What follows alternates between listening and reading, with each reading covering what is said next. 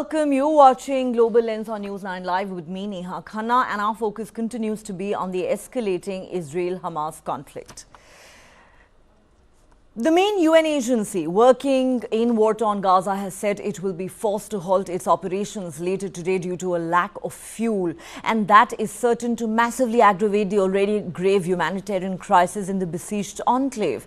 And what's worse, hospitals in Gaza are stopping all except emergency services as fuel runs out. Israel is not allowing new fuel supplies to reach Gaza, even as it accuses Hamas of stockpiling hundreds of thousands of liters. The trucks carrying humanitarian aid to Gaza are loaded with multiple essential supplies, but no fuel. Israel says fuel, like diesel, can be used both for civilian and military purposes, and it does not want to risk letting Hamas getting its hands on fresh fuel supplies. The trouble is, this would only mean further misery for Gazans, and aid workers warn that hundreds, if not thousands more, could die as a result of not receiving medical treatment. The Hamas-run health ministry in Gaza now says almost 6,500 people have been killed since the 7th of October. More than 1,400 Israelis were killed in the attacks on Israel by Hamas, and more than 200 people are still being held hostage in Gaza.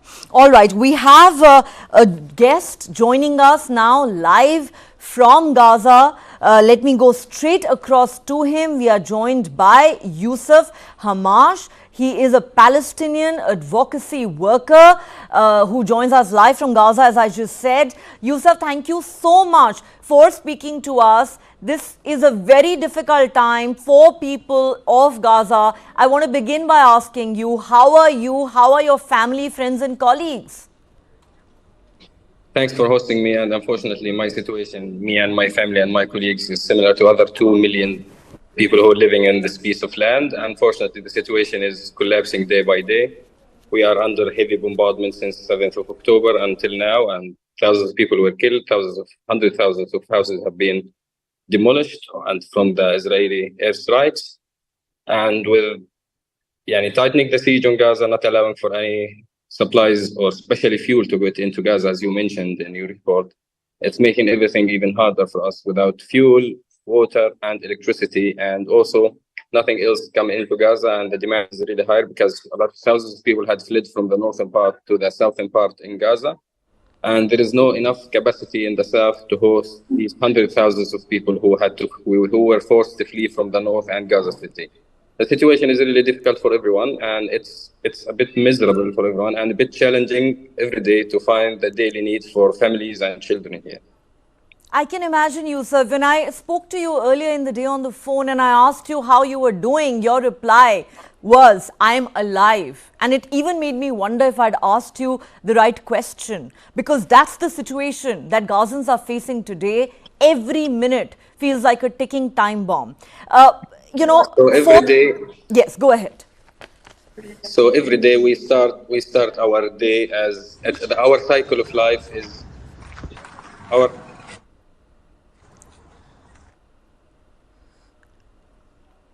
Can you unmute yourself, Yousef?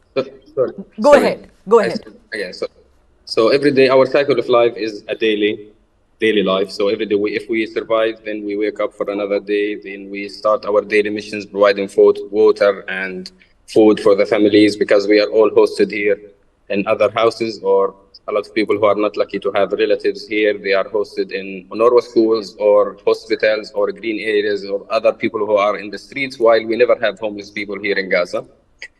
If we wake up every day, then it's a new life, because we live day by day, and we don't even have enough time to feel sad for the people we lose on a daily basis. It's an impossible situation to live in, and I don't think we can keep up and handling this situation for longer. It's a miserable situation that we are living here, and unfortunately we don't see a real intervention from outside the world leaders especially, to stop this chaos situation here.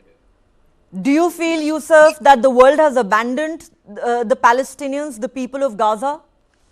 It's not a feeling, it's a fact. Everyone can understand that it's became a fact, that everyone is mentioning the political situation without considering the human life and the human loss for other 2 million people. And it's not new. This war is not new for us. I witnessed wars more than my age. And unfortunately also, everyone is ignoring there is 2,300,000 thousand citizens living here under this heavy bombardment. And I think more than 12,000 tons of explosives have been thrown on Gaza. And no one is really, we don't really feel and or see, even in the media, that there is any intervention that's taking place outside. All what they were talking about, that allowing 20 trucks to come to Gaza, 28 trucks to come into Gaza. And we saw all this propaganda on the media about the intervention of United Nations and the White House to allow for 20 trucks. In Gaza, before this war, our consumption was 500 trucks per day, without war and without humanitarian need. Now, during all of this chaos, we managed to have 20 trucks of aid. This is unimaginable situation. I don't think, it's really weird that the world is not taking a real action towards the madness that's happening here. It is madness indeed, and I promise you, Yousef, that I am trying to take the voices of Palestinians to my viewers in India and abroad every single day. But coming back to this important point you made about the humanitarian aid, 20 trucks a day, that's a drop in the ocean, and they're making it sound like a big favor to Palestinians. Unfortunately, as I mentioned before, we use our daily need was 500 trucks per day under the siege, because we are under siege for more than 17 years. They allow for this 20 truck, which is less than a drop in the ocean of needs that we have here. More than half of the population was rely on the humanitarian aid before this madness started. And imagine how is the situation now when people lost their houses or were forced to flee from North and Gaza City towards the south, having nothing. Even I personally, after I lost my house in the north, I had to flee to the south. All what I have is 2 t-shirts and 2 jeans. I have to start my life again. I have to find everything needed for me and my children and my family from the beginning. I don't know why all the world and all the media is talking about this 20 truck. It's really weird. It is, and it just seems so unfair. You said you lost your home, Yousef, and you had to move from the north to the south with your family. Can you tell us a little bit more about your personal story? So I lost my house on the 3rd day of this escalation. And when it became really heavy and we were asked to flee and to evacuate from the north and in Gaza City toward the south, I collected my family, my extended family. It's not only my wife and my children, my mother and my 4 sisters with their children. We are talking about 24 members. And I asked one of my relatives in Khan Yunis to host us. He was generous, we had the space, but also there's a lot of challenges here every day. We have to find the fuel to push water to the house tanks if we had water. And we need to find the bread. Every day I have to go to stand in line in front of a bakery for more 2 to 3 hours of my day is just in front of the bakery, waiting in line to get half a bucket of bread. And imagine when I'm having 24 members of the family in one house. Also, it's unimaginable situation how we are living here in the night mainly, because it's more intense and the bombing is getting really heavy in the night. So we are really terrified. We are terrified and afraid from the night. So now we wake up in the night because we cannot sleep from the bombing, and we are waiting our turn. Maybe we are next because the bombing is maybe near. Yesterday behind the house, the bombing was very near. 33 people were killed and more than 100 injuries. I didn't imagine that I will see the daylight again. I was lucky. I woke up in the daylight. And that's the day started with your phone call today and when we discussed the situation. Mm-hmm. But then now we are waiting another heavy night of bombardment, and unfortunately we are completely useless in front of our families and in front of our children. It's very challenging situation for us here. We can't even imagine it, Yousef. My heart goes out to all of you. Every day you wake up, you said it feels like a new life, because it really is. You talked about 24 members of your family, including your wife and children. Is it becoming impossible to feed them?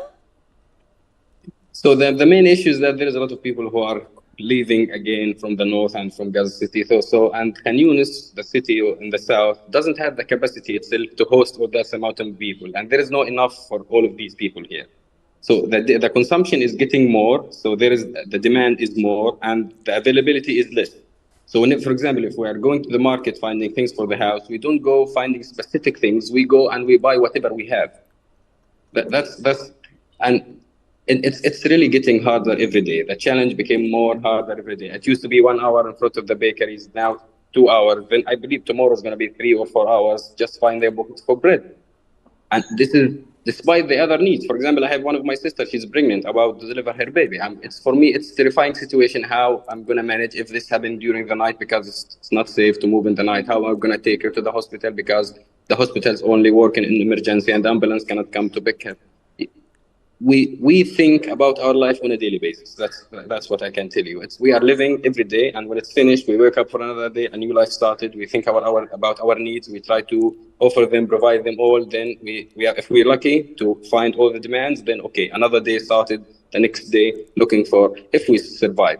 It's a bit chaotic situation, and I don't think we can keep up or handle more. Yani. This madness needs to stop now. Yani. Now. If not now, I don't think when. After more than 6,000 people were killed. You're talking about more than 150,000 houses were destroyed. House and unit were destroyed.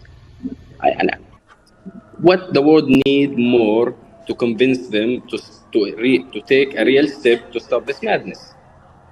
The madness has to stop. I hear you, Yousef, and that's what a lot of us are saying. But Israel is in no mood to listen. They have ruled out a ceasefire, and they keep claiming that we have warned Palestinians, asking them to leave North Gaza and go to Southern Gaza, which is where you are now. So let me ask you, is it correct to say that Southern Gaza is safer than Northern Gaza, or are bombings taking place in Southern Gaza? Are people dying in Southern Gaza too? Yesterday, it's only yesterday. So yesterday, 110 people almost, I'm not very sure from the statistics, were killed during the night. More than 50 were at Khan Yunis in the south. And there is no safe place in Gaza. All what we are doing is trying to convince ourselves that it's a bit safer there. And then we don't know when the roof will fall above our heads with an airstrike. There is no safe place in Gaza. And this is yesterday I was checking with my family if there is an option in the north, for example, because it became really hard here. We could back, okay, and we can come back. I'm really thinking about that because there is no difference between being in the north or in the south. The same bombardment. Maybe in the north it's a bit more intense. There is a lot of bombardment, even random bombardment, because they are pushing people to flee. But because I'm from the north and I know more in the north and I can facilitate things for the family more in the north because it's more challenging here. We are a bit new for the place. We don't have real access for everything because we are not from this area. That's what makes it more challenging. There is no difference between south or north in terms of bombardment and human loss. There is no difference. Yesterday, one airstrike, 5 houses were demolished, 33 people were killed, and more than 100 injury in one airstrike, just one. No difference between the north and the south. People are dying all over Gaza. You mentioned, Yousef, you have a pregnant sister and you are terrified to think about how you will get her medical attention when she needs it. What is the state of the hospitals? Because what we are told is because Gaza is completely run out of fuel, the humanitarian trucks are not carrying any fuel into Gaza on the instructions of Israel. Hospitals are shutting down operations. The main UN agency working in Gaza says they are forced to halt their operations. What's going to happen?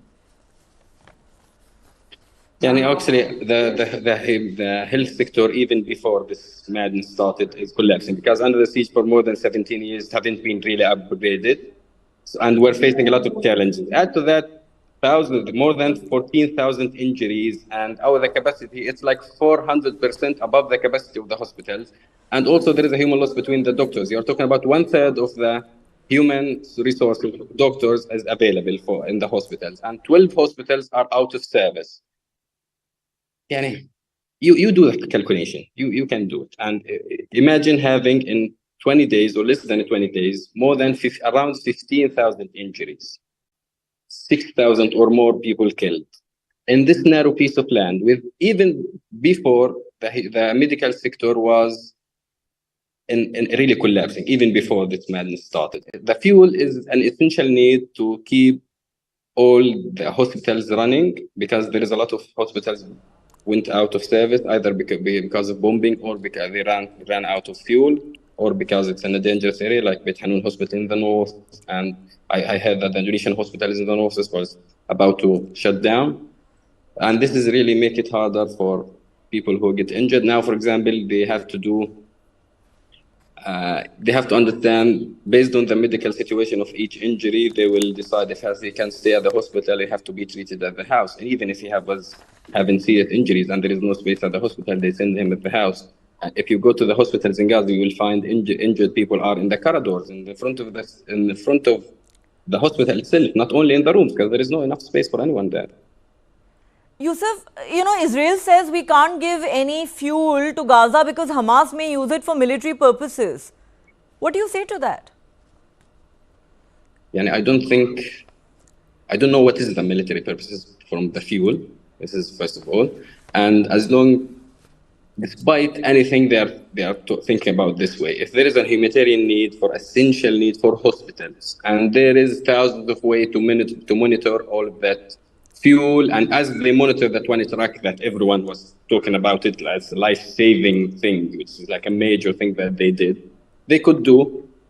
They could find a very clear method that can clarify all the demands that they're looking for and provide the fuel at least for the hospitals. This can be easily done through the UN, international agencies, other humanitarian actors. This can be done, but there is no real steps towards that. No one is talking about that because it's يعني, it's a responsibility for everyone to do or interfere and giving a real intervention, especially in that as a beginning. We were hoping that this one track could be a site of hope. It's like a small window towards something bigger. Then we failed. And it's not that we failed, the world failed us. The humanity failed us. It's really weird how 2 million people suffering from all of that under the sight of the entire global population. There's 8 billion people seeing what's going on and no one is doing anything. This is inhuman. This is inhuman. This is catastrophic. The world has failed Palestinians. Humanity has failed Palestinians. I could not agree more with you. And as you were saying that the international community must intervene, you have Israel preparing for a ground invasion of Gaza, Yousef. How much more catastrophic is that likely to be? This is going to be a fuel to the fire. This is another scenario that we are really afraid of.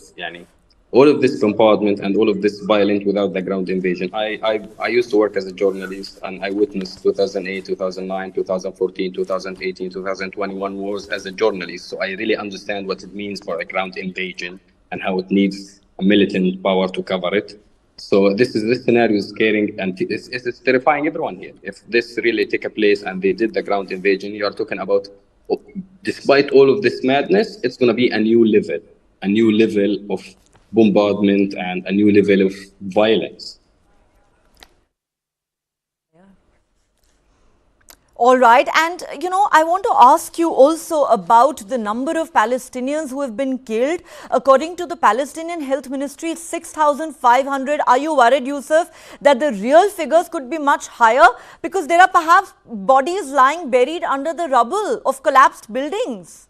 There is more than 1,500 requests to the Ministry of Health and to the Civil Defense about people who are under the rubble. This number is just the beginning of something really bigger. And for me, even this number is enough to show the world how is the situation here. In 20 days, more than 6,000 and more than 1,500 are missing under the rubble. Hopefully, and I'm pretty sure, as we witnessed before, you will find some incredible stories for people who survived even under the rubble. And I really hope it's going to be all of them. But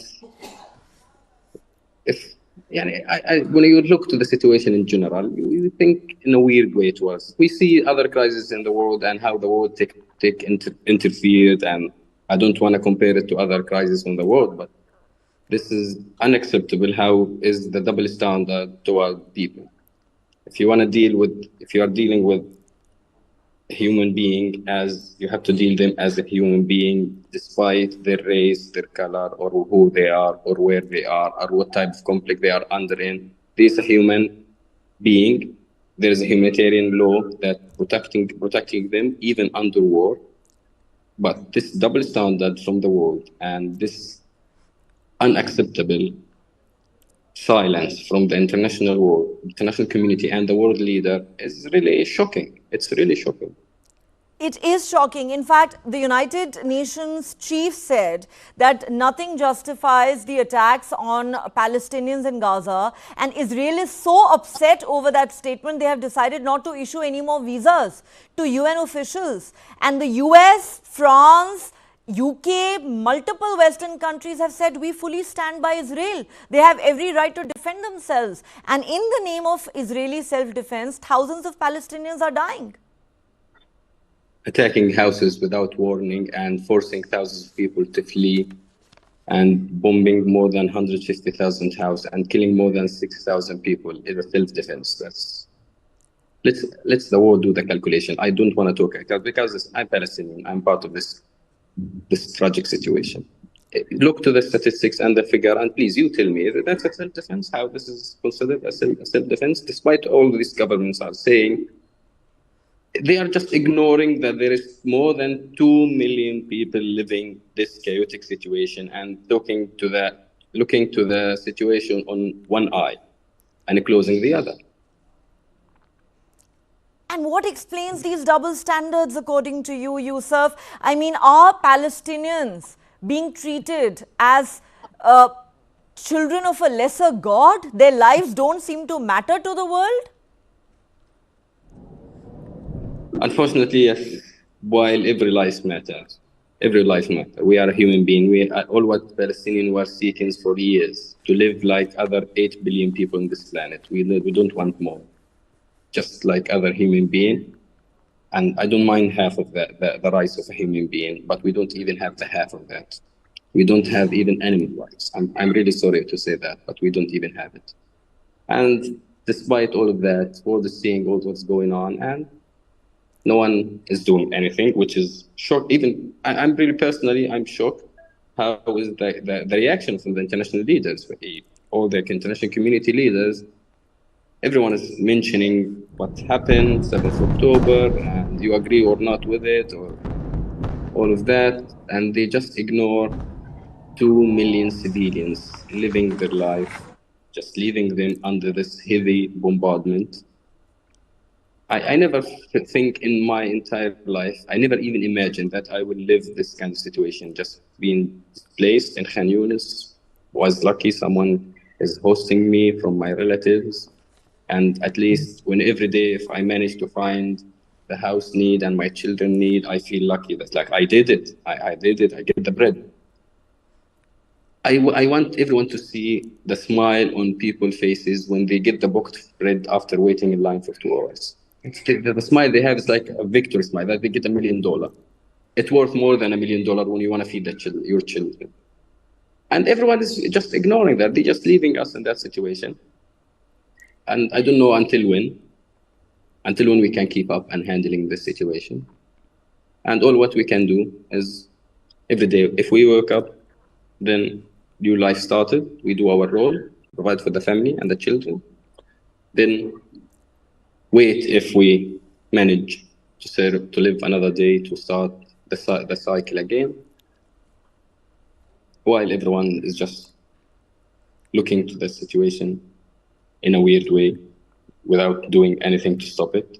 That's it's really weird. I don't really have enough words to describe how it's really hurt us.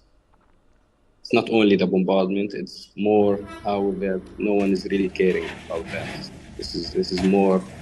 It hurt more than being bombed. It really hurt more.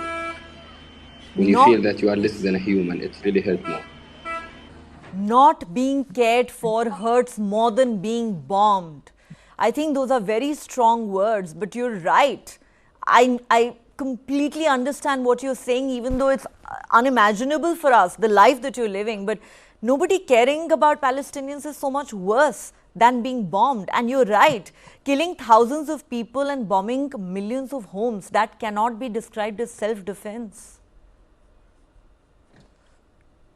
Yani I think I ran out of words describing what we are going through. But I think all the world need to know that we are living lives of hell. And it's a responsibility for everyone. It's a matter of being a human being.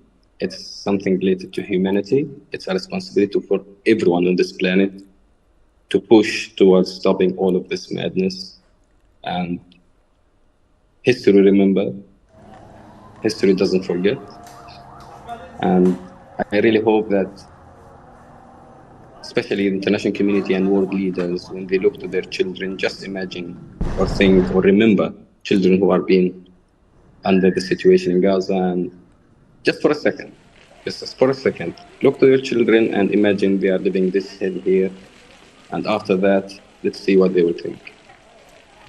I don't think they would even want to imagine. That is the level of insensitivity that we are looking at. But, you know, I hate to ask you this, but I will. Tell me this, Yousef. What would you say to those Israelis who say that the blood of these Palestinians is on Hamas's hands, not on ours? Yeah, it's a matter of, it's a blood. There is people are bleeding on a daily basis. There is people killed on every hour, every 5 minutes at least. According to statistics, if you multiply the statistics on the time, that 20 days, every 3 to 4 minutes, there is one being killed. I don't care. It's a responsibility of who is that's responsible for the killing. I care about the international community and to stop that. It's not the time to think it's whose responsibility and who's killing who. It's a responsibility for everyone to stop that killing. And there is a lot of racism, there is a lot of ignorance, but we don't think about that. We are just hoping, pushing, calling, praying, whatever you call it, to stop this madness, despite anything they think about, despite how they will think about us. And even if this stops, while I really hope this stops soon, I don't think that there is a way to recover from all of this madness that we are in. And I don't think there is social methods that could help us to recover from the situation, the human loss that we see, and the destruction, the experience, the incidents that we will. We need years, even if this stops, we need years to recover, to deal with just to live normal life. We need more than years. I don't think, we need decades just to recover from all what happened in these 20 days only. And it's not a matter of who's responsible again, who's responsible for killing who. It's a matter of stopping that killing. People are getting killed on a daily basis. This needs to stop. It is innocent Palestinians who are paying the price and have got caught in the crossfire between Hamas and Israel. So I'm going to ask you this, Yousef, through our channel. What is your message for Israel? What is your message for Hamas? And what is your message for the world today? Yeah, I don't think if I say anything for any part of the two sides, we're going to hear. But I have a message for the international community and world leaders to stop that. And even if they stop it, they have to go back to the root causes for all of that. We keep living in this cycle of violence. This is not new. This is not the first time that we are in this war. This is, even me, I witnessed 2004, 2008, 2009, 2012, 2014, 2018, then 2021 when my house was also bombed while my wife was pregnant, and it was a chaotic situation also. Then I'm witnessing that now. We need stopping this madness immediately, and also we need a longer term solution for us. Lifting the siege on Gaza as a beginning and find the solution for us as Palestinians living in this cell for more than 70 years. World leaders had to take the responsibility and stand ahead the responsibility, not avoiding that. They should. And I hope anyone listens. All what we can do, because trust me, the solution for this situation is not here. The solution is outside. The solution is in other hands. The solution is in the international community and world leaders' hands. It's not us or the Israelis or anyone here. It's people who are outside who can see the clearer image from above and need to interfere stopping this madness. It's their responsibility, and they have to stand ahead their responsibilities. It is the responsibility of the international community to end this madness. I agree with you 100%. But let me also ask you this, Yousef. While the bombings need to stop and there has to be a ceasefire, do you believe that Egypt should be willing to accept refugees from Gaza? Because it has said no so far. I can give you this just because this question, especially everyone's talking about that. Even personally, I'm a refugee. I born and raised as a refugee in a refugee camp named Jabalia in the northern part of Gaza. I always was listening to my grandfather telling me about immigration when they had immigrants from Al Majdal, from then to Gaza, to Jabalia, and the refugee camp. I will never accept to be the second generation of refugees, and I will never leave, even if the roof will fall above my head. I'm not going to be the second generation of immigration. And also, unfortunately, I have to leave because I cannot move in the darkness, and it's getting dark now. So I'm really sorry.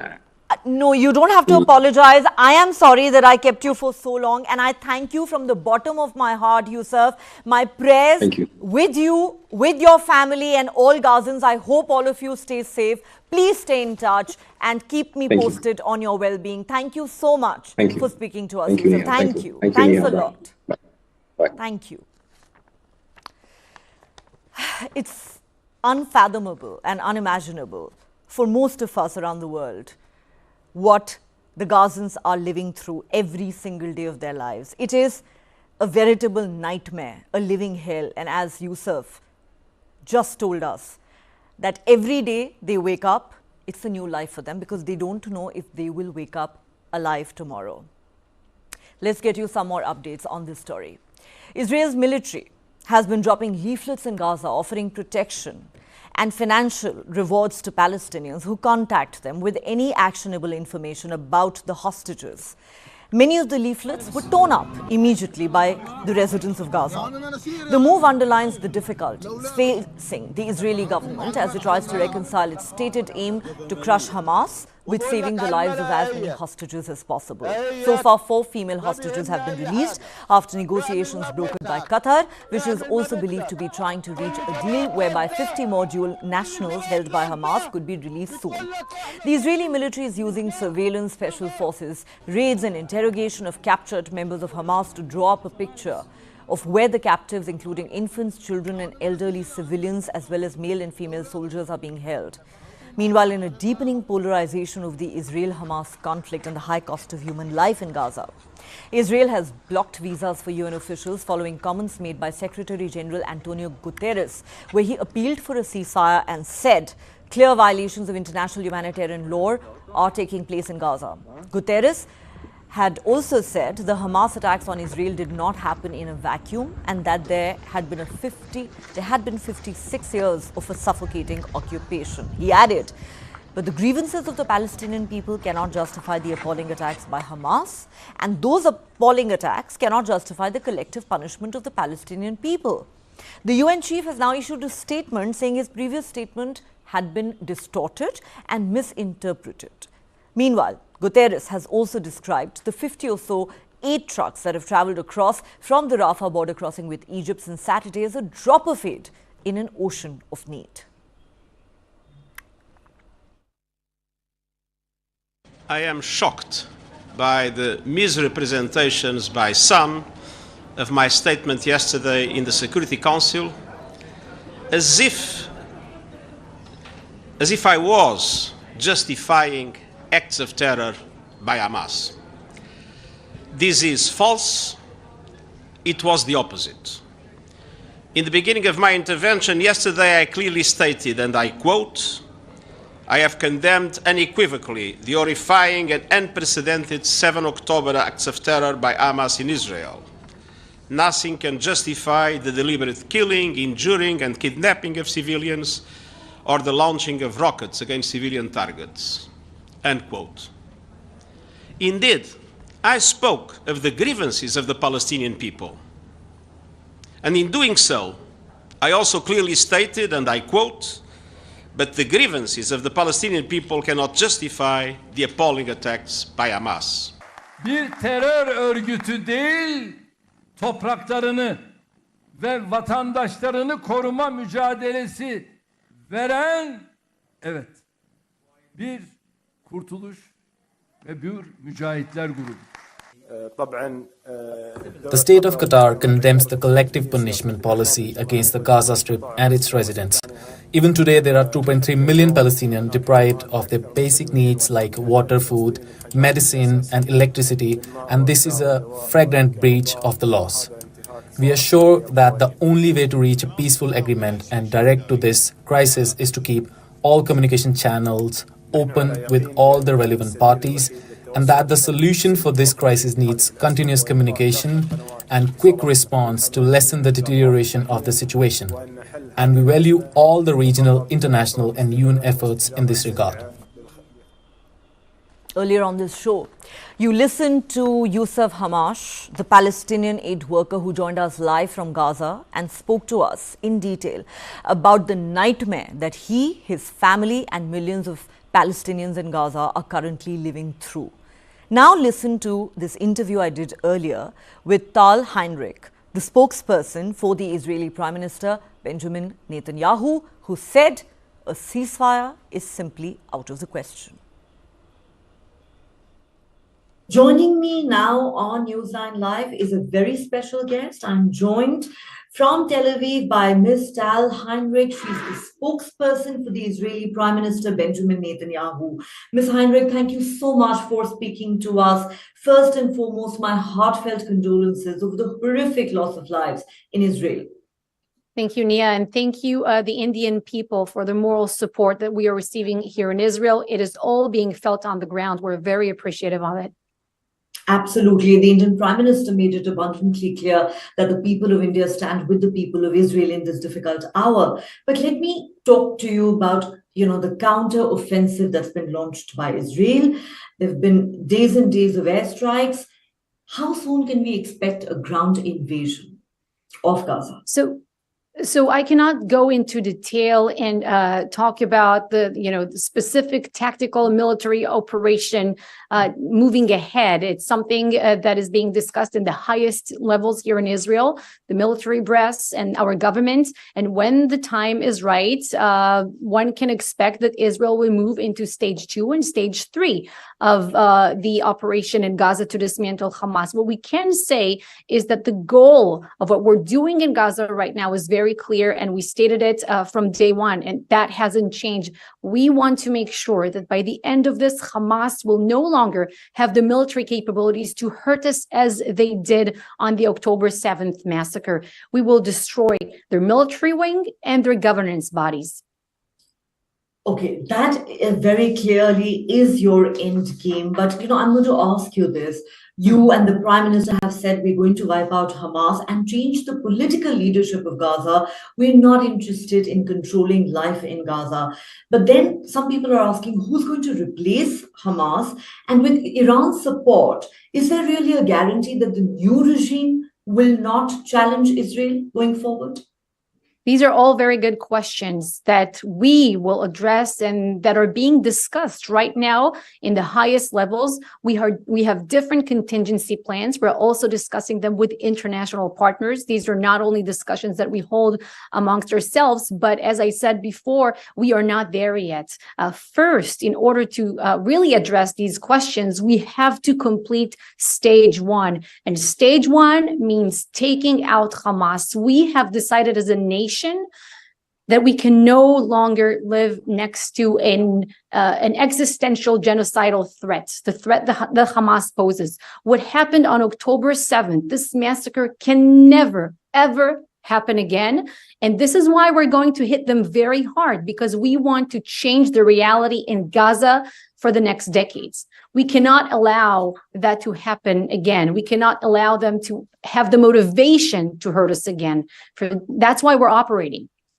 Absolutely. But are there concerns that, the 222 hostages that they're holding, most of them Israeli, could be, in serious danger once that ground invasion happens? What's the thought process on that?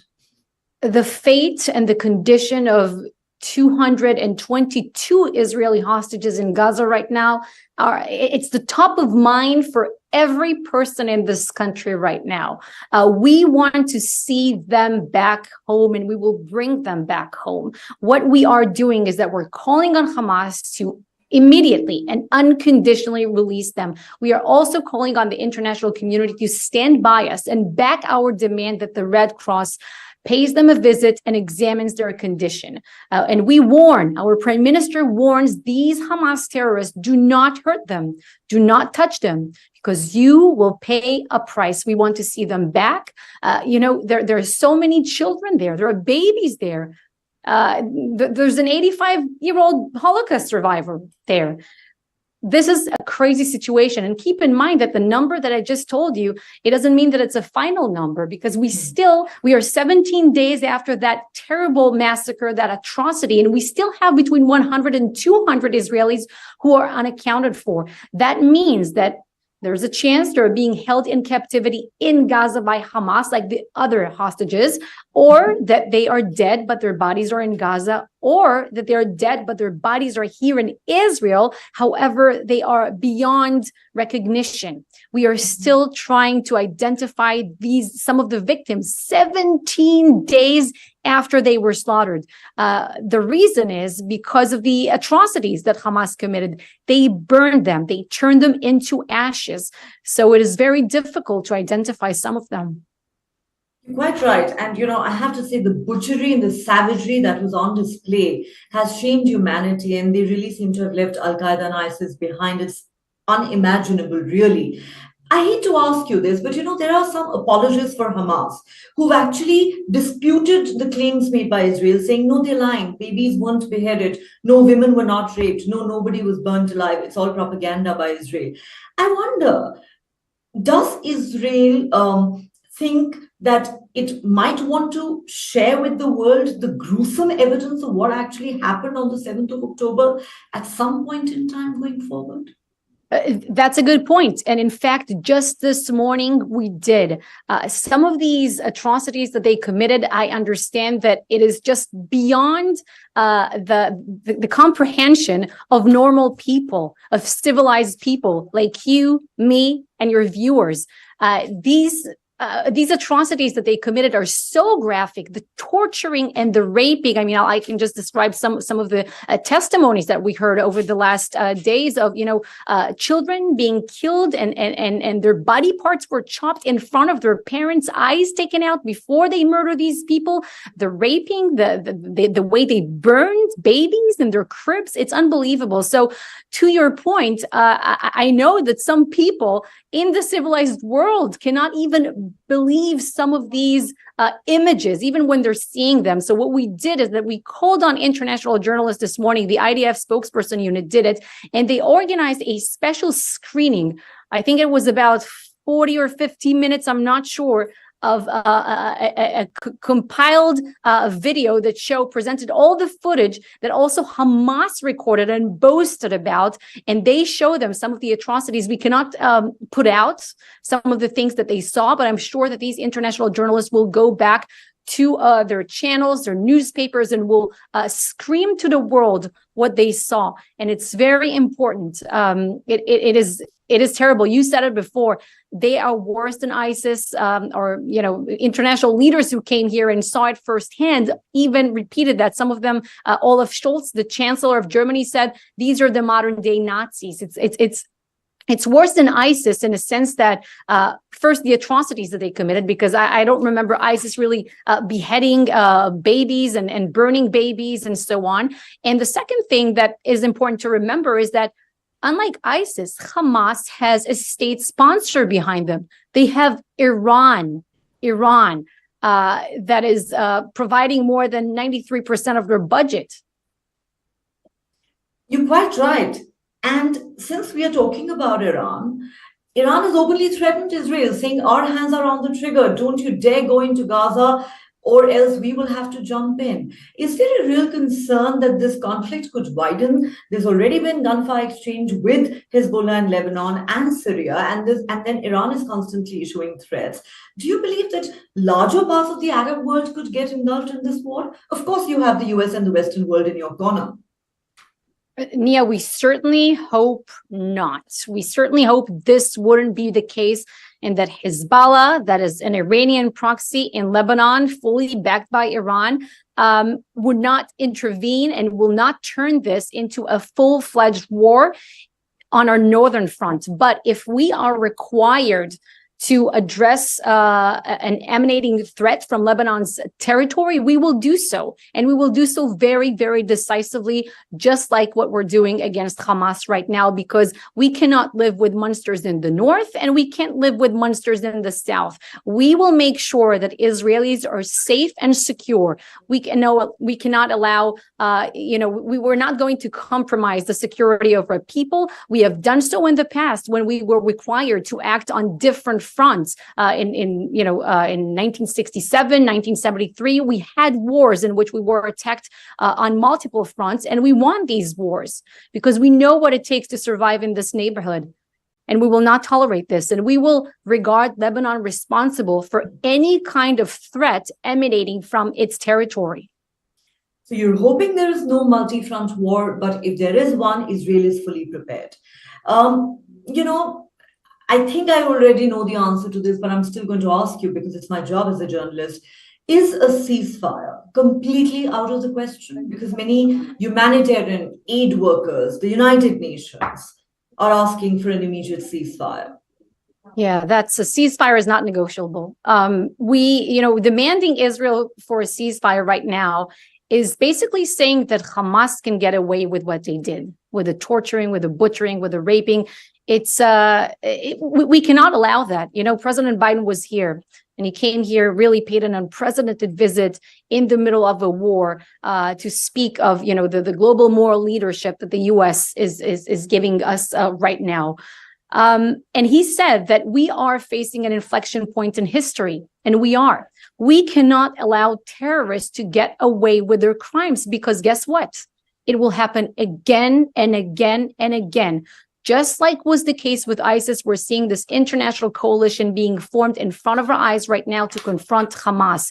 And that is very important because we need the civilized world to stand by Israel and stand against such atrocities and send out a very powerful global message that nobody in the year 2023 can get away with such crimes. We cannot tolerate that as a civilized world.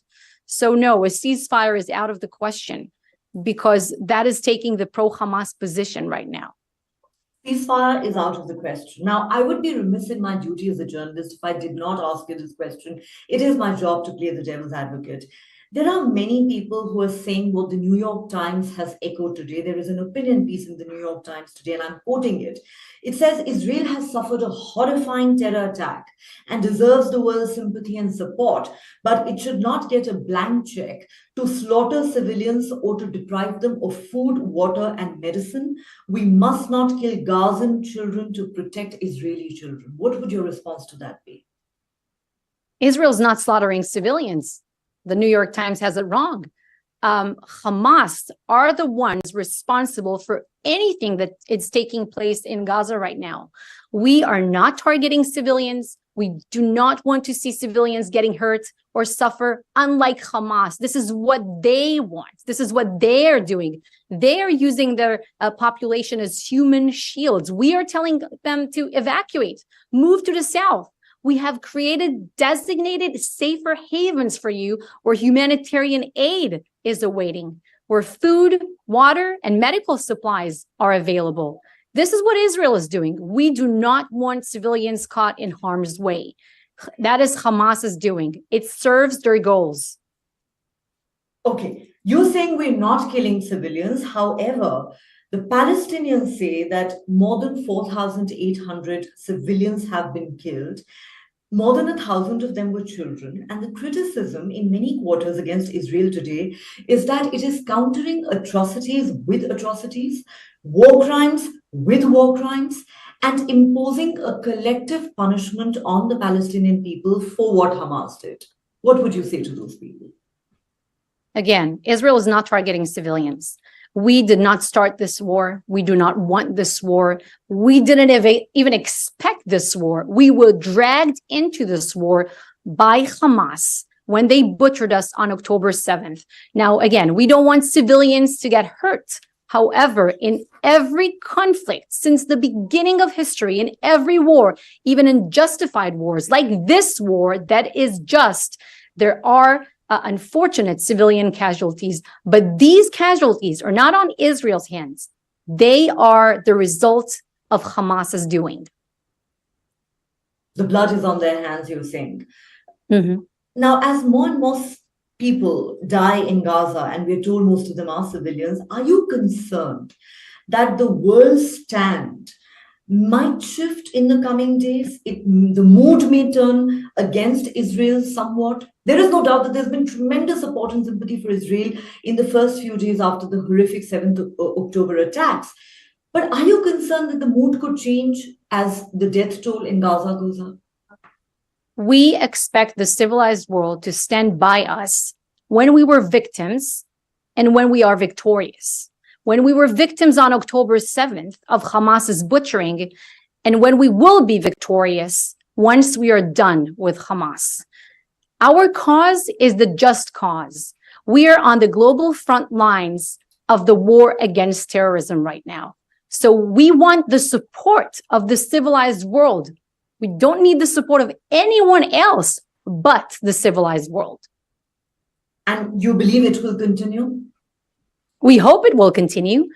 And we are getting very reassuring messages of support and solidarity from so many world leaders. And, so many around the world, individuals, I'm not even talking about the leaders, are writing to us, are showing support, or asking us, how can we help Israel? What can we do? The support is incredible because people in the world, in the civilized world, are smart people. They know how to tell the difference between right and wrong.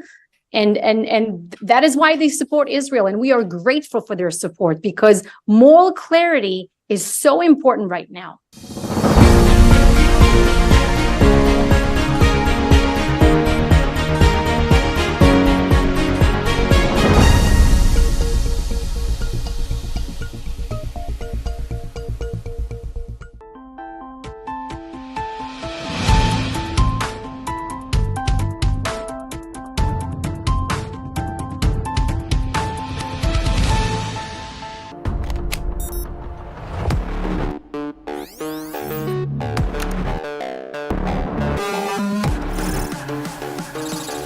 ChatGPT. It can generate codes and human-like responses through text, write stories, and do a lot more. I work in a newsroom with anchors, researchers and scriptwriters, graphic artists, producers, video editors, camera crew. But does a newsroom really need them today? All of us have to think about unique and distinctive value addition that cannot be automated or repeated or replaced by a machine. ChatGPT